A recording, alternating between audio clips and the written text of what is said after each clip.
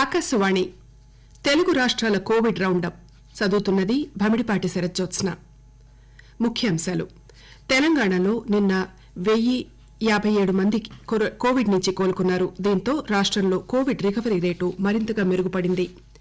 రాష్ట్రంలో కరోనా కట్టడి విషయంలో తెలంగాణ రాష్ట్ర ప్రభుత్వం వ్యవహరిస్తున్న తీరును రాష్ట్ర హైకోర్టు తప్పుపట్టింది. రాష్ట్రంలో కరోనా నిర్ధారణ పరీక్షలు తక్కువ సంఖ్యలో చేస్తున్నారని కోర్టు అసంతృప్తి వ్యక్తం చేసింది. ప్రభుత్వ ఆసుపత్రులు, వైద్య వ్యవస్థ ద్వారా కోవిడ్ రోగులకు సేవలు అందిస్తూ ప్రాణాలు కోల్పోయిన వారి పిల్లలకు ఈ విద్యా సంవత్సరం ఎంబీబీఎస్ ప్రవేశాల్లో ప్రత్యేక రిజర్వేషన్ కల్పించాలని కేంద్ర ప్రభుత్వం నిర్ణయించింది. ఆంధ్రప్రదేశ్లో కొత్తగా 1236 కరోనా పాజిటివ్ కేసులు నమోదయ్యాయి. మరో 9 మంది చనిపోయారు. సమిష్టి సంకల్పం, క్రమశిక్షణతో కలిసికట్టుగా కోవిడ్పై పోరాడదాం. మాస్కులను ధరిద్దాం, తరచూ చేతులను శుభ్రం చేసుకుందాం. అన్ని జాగ్రత్తలను పాటించడం ద్వారా మహమ్మారిపై విజయం సాధిద్దాం. ఇక వార్తల్లోని వివరాలు. తెలంగాణ రాష్ట్రంలో మరో 894 కొత్త కోవిడ్ కేసులు నమోదయ్యాయి. గడిచిన 24 గంటల్లో 39,000కు పైగా పరీక్షలు చేయగా 894 మందికి కరోనా వైరస్ పాజిటివ్ నిర్ధారణ కావడంతో రాష్ట్రంలో ఇంతవరకు కోవిడ్ వ్యాధి సోకిన వారి సంఖ్య 2,61,728కి చేరింది. రాష్ట్ర వైద్య ఆరోగ్య శాఖ ఈ ఉదయం విడుదల చేసిన తాజా బులెటిన్ ప్రకారం కోవిడ్ నుంచి నిన్న మరో 1057 మంది కోలుకున్నారు. దీంతో రాష్ట్రంలో కోవిడ్ రికవరీ రేటు 94.67% నమోదైంది. ఇంతవరకు కోలుకున్న వారి సంఖ్య 2,47,790కి పెరిగింది. దీంతో ప్రస్తుతం రాష్ట్రంలో 12,000కు పైగా యాక్టివ్ కేసులున్నట్లయింది. ఇందులో 10,000 మందికి పైగా హోం ఐసోలేషన్లో ఉన్నారు. కాగా నిన్న మరో 4 మరణించడంతో రాష్ట్రంలో కోవిడ్ సంబంధిత సమస్యలతో మరణించిన వారి సంఖ్య 1,423గా నమోదైంది. ఇదిలా ఉండగా జీహెచ్ఎంసీ పరిధిలో తాజాగా 154 కరోనా పాజిటివ్ కేసులు నమోదయ్యాయి. గడిచిన 24 గంటల్లో మేడ్చల్, మల్కాజిగిరి జిల్లాలో 84, రంగారెడ్డి జిల్లాలో 70 మందికి కోవిడ్ సోకగా భద్రాద్రి కొత్తగూడెం జిల్లాలో 54 మందికి కోవిడ్ నిర్ధారణ అయింది. నల్గొండ జిల్లా 48, వరంగల్ అర్బన్ 41, ఖమ్మం 39, కరీంనగర్ 36, జగిత్యాల్, సంగారెడ్డి జిల్లాల్లో 32 కోవిడ్ కేసులు కొత్తగా నమోదయ్యాయి. రాష్ట్రంలో కరోనా కట్టడి విషయంలో తెలంగాణ రాష్ట్ర ప్రభుత్వం వ్యవహరిస్తున్న తీరును రాష్ట్ర హైకోర్టు తప్పుపట్టింది. రాష్ట్రంలో కరోనా నిర్ధారణ పరీక్షలు తక్కువ సంఖ్యలో చేస్తున్నారని కోర్టు అసంతృప్తి వ్యక్తం చేసింది. రాష్ట్రంలో రోజుకు 50,000కు తక్కువ కాకుండా పరీక్షలు చేయాలని, ఈ సంఖ్యను 1,00,000 వరకు పెంచాలని హైకోర్టు ప్రభుత్వాన్ని ఆదేశించింది. రాష్ట్రంలో కరోనా కేసులకు సంబంధించి రాష్ట్ర హైకోర్టు నిన్న విచారణ జరిపింది.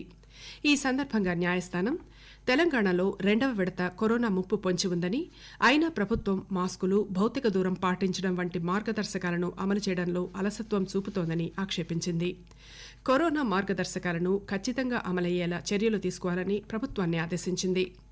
కరోనా చికిత్స పేరున అధిక ఫీజులు వసూలు చేసిన ప్రైవేటు ఆసుపత్రులపై తీసుకున్న చర్యలు ఏమిటో తెలపాలని, కరోనా విపత్తు నివారణ ప్రణాళికను ఈ నెల 24న సమర్పించాలని హైకోర్టు ప్రభుత్వాన్ని ఆదేశించింది.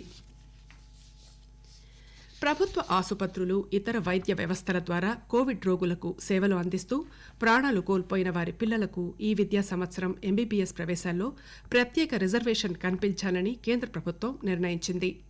సెంట్రల్ పూల్ నుంచి 5 సీట్లను కోవిడ్ వారియర్స్ సంతానానికి కేటాయించాలని నిర్ణయం తీసుకున్నామని కేంద్ర వైద్య ఆరోగ్య శాఖ మంత్రి హర్షవర్ధన్ తెలిపారు. ఇందుకోసం కొత్తగా వార్డ్స్ ఆఫ్ కోవిడ్ వారియర్స్ అనే కేటగిరీని ఏర్పాటు చేస్తున్నామని హర్షవర్ధన్ తెలిపారు. ఆంధ్రప్రదేశ్లో కొత్తగా 1236 కరోనా పాజిటివ్ కేసులు నమోదయ్యాయి. మరో 9 మంది చనిపోయారు. రాష్ట్ర వైద్య ఆరోగ్య శాఖ నిన్న సాయంత్రం విడుదల చేసిన బులెటిన్ ప్రకారం తాజా కేసులతో కలిపి రాష్ట్రంలో మొత్తం కేసుల సంఖ్య 8,57,395కు చేరింది. ఇప్పటి వరకు 6,899 మంది కరోనాతో కన్నుమూశారు. కాగా గత 24 గంటల్లో మరో 1,696 మంది కరోనా నుంచి పూర్తిగా కోలుకున్నారు. దీంతో రాష్ట్రంలో ఇప్పటివరకు కోలుకున్న వారి సంఖ్య 8,33,980కి చేరింది. ప్రస్తుతం రాష్ట్రంలో 16,513 యాక్టివ్ కేసులున్నట్లు వైద్యారోగ్య శాఖ వెల్లడించింది. గత 24 గంటల్లో 69,618 మందికి కరోనా పరీక్షలు నిర్వహించారు. దీంతో రాష్ట్ర వ్యాప్తంగా ఇప్పటి వరకు 93,33,703 మందికి కరోనా పరీక్షలు నిర్వహించినట్లయింది. మరోవంక కోవిడ్-19 కారణంగా మూతపడిన అన్ని జంతు ప్రదర్శనశాలలు, నగర వనాలు, ఎకో టూరిజం పార్కులను వెంటనే తెరవాలని రాష్ట్ర అటవీశాఖ ఆదేశాలు జారీ చేసింది. ఆకాశవాణి తెలుగు రాష్ట్రాల కోవిడ్ రౌండప్ వింటున్నారు. తుంగభద్ర నదీ పుష్కరాలు ఈరోజు మధ్యాహ్నం 1:23 ప్రారంభం కానున్నాయి. ఇవి డిసెంబర్ 1వ తేదీ వరకు జరుగుతాయి. ఇందుకోసం జోగులాంబ గద్వాల జిల్లా అలంపురం, వేణిసోంపూర్, రాజోలి, పుల్లూరు గ్రామాల్లో పుష్కర్ ఘాట్లు ఏర్పాటు చేశారు. కాగా కరోనా నేపథ్యంలో కేంద్ర మార్గదర్శకాలను అమలు చేయాలని ప్రభుత్వం నిర్ణయించింది.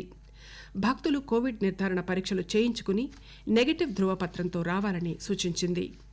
పుష్కర్ ఘాట్ల వద్ద శరీర ఉష్ణోగ్రతలను పరీక్షించి అవసరం అనుకుంటే కరోనా పరీక్ష నిర్వహిస్తామని అధికారులు స్పష్టం చేశారు. కరోనా నిర్ధారణ అయితే ఐసోలేషన్ కేంద్రాలకు తరలిస్తామని తెలిపారు. ప్రతి ఒక్కరూ తప్పక మాస్క్ ధరించి భౌతిక దూరం పాటించాలని అధికారులు సూచించారు. గర్భిణులు, 10 ఏళ్లలోపు 65 సంవత్సరాలు దాటిన వారికి పుష్కర స్నానాలను అనుమతించరు. వైరస్ తీవ్రత దృష్ట్యా భక్తులు పుష్కర స్నానాల విషయంలో కూడా పరిస్థితుల ఆధారంగా నిర్ణయం తీసుకోవాలని జిల్లా యంత్రాంగాన్ని ప్రభుత్వం ఆదేశించింది. కాగా పొరుగు రాష్ట్రం ఆంధ్రప్రదేశ్లో పుష్కర స్నానాలకు నదిలోకి అనుమతించకూడదని ఆ రాష్ట్ర ప్రభుత్వం నిర్ణయించింది.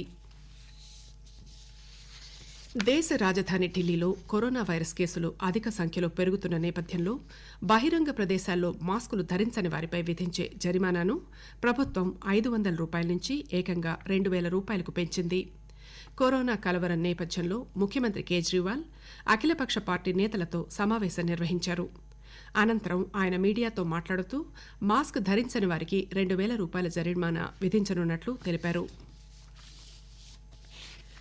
నిర్మల్ జిల్లా కలెక్టర్ కార్యాలయంలో నిన్న జిల్లా కరోనా ప్రత్యేక అధికారి డాక్టర్ కార్తీక్ ఆధ్వర్యంలో వైద్య శిబిరం ఏర్పాటు చేసి కార్యాలయ అధికారులకు, సిబ్బందికి బీపీ, షుగర్, టీబీ, కరోనా పరీక్షలకై నమూనాలు సేకరించారు.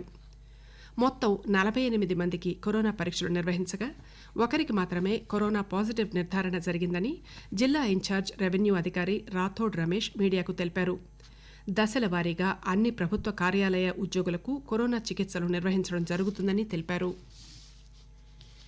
కరోనా మహమ్మారి కట్టడికి ఆక్స్ఫర్డ్ యూనివర్సిటీ అభివృద్ధి చేసిన వ్యాక్సిన్ వృద్ధుల్లో కూడా సమర్థవంతంగా పనిచేస్తున్నట్లు ఆక్స్ఫర్డ్ పరిశోధకులు తెలిపారు. 56 ఏండ్ల నుంచి 69 ఏండ్ల మధ్య వయసున్న వృద్ధులతో పాటు 70 ఏళ్లు పైబడిన వృద్ధుల్లో కూడా వైరస్కు వ్యతిరేకంగా రోగనిరోధక శక్తిని పెంపొందించడంలో టీకా సత్ఫలితాలనిచ్చినట్లు చెప్పారు.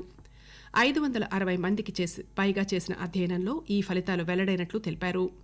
ఈ వివరాలు ల్యాన్సెట్ జర్నల్లో ప్రచురితమయ్యాయి.